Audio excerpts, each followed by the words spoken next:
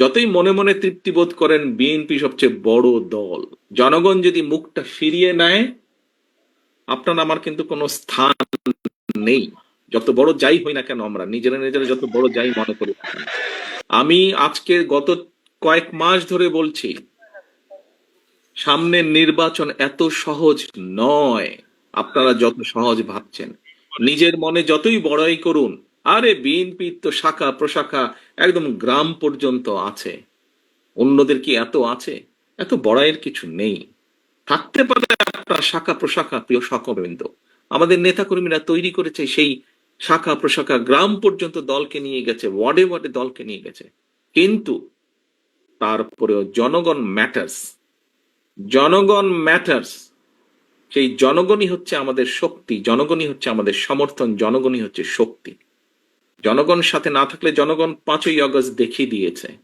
কাজে আমরা যদি ভুল করি, জনগণ আবার কোনো একটা কিছু দেখিয়ে দিবে, তখন কিন্তু পস্তাতে হবে, তখন কিন্তু হাপিত্তেশ করতে হবে।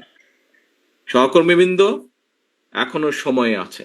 আসুন, আসুন, আসুন, আমরা জনগণের পাশে থাকি, জনগণের সাথে থাকি। যারা এমন কিছু করবে যা আপনাকে আমাকে ক্ষতিগ্রস্ত করবে, যা আমার দলকে ক্ষতিগ্রস্ত করবে, যা আমাদের দল ক্ষতিগ্রস্ত হবে, আমরা তার বিরুদ্ধে প্রতিবাদ গড়ে তুলব, তার বিরুদ্ধে প্রতিরোধ গড়ে তুলব। আজকে শহীদ জিয়ার 89তম জন্মবার্ষিকীতে যদি শহীদ জিয়াকে সত্যিকার ভাবে আমাদের স্মরণ করতে হয়, যদি শহীদ জিয়াকে সত্যিকার ভাবে সম্মান জানাতে হয়, আজকে দেশনেত্রী খালেদা জিয়া, ওনার জন্য আমরা দোয়া করছি সুস্থতার জন্য। কিন্তু দেশনেত্রী সবচাইতে খুশি হবেন, দোয়া তো আছেই, কিন্তু উনি যখন দেখবেন যে জনগণ সমর্থন দিয়েছে বিএনপির প্রতি, আমি তো মনে করি সবচাইতে বেশি খুশি উনি সেদিন হবেন।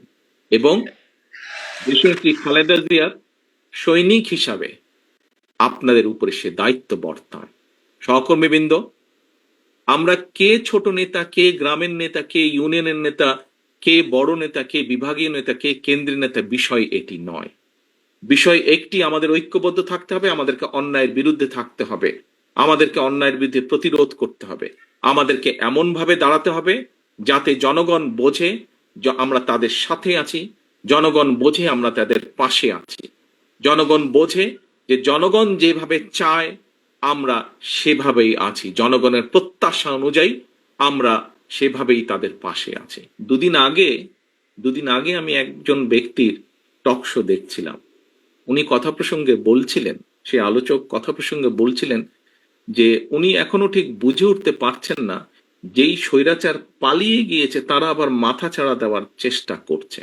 চেষ্টা ঠিক আছে, করতেই পারে তারা, কিন্তু তারা যদি ভোটের মাঠে নামে, কি নিয়ে তারা মানুষের সামনে হাজির হবে?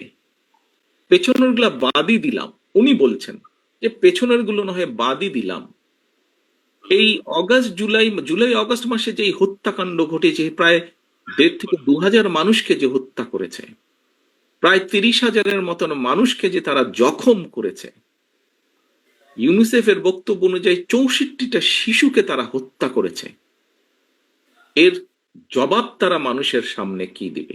এই জবাবগুলো তো তাদেরকে দিতেই হবে। সহকর্মীবৃন্দ, আমরা যদি সেই দিনটি আসা পর্যন্ত আমাদের ভিতরে যদি কেউ কিছু করে, জবাব তো আপনাকে দিতে হবে। যখন আপনি 2 দিন পরে ভোটের জন্য মানুষের কাছে যাবেন, আপনাকে জবাব দিতে হবে না? সে যদি বলে যে এই মিয়া তোমার ওই লোক এসে আমার সাথে এই ব্যবহার করেছে বা আমার প্রতি এই অন্যায় অবিচার করেছে,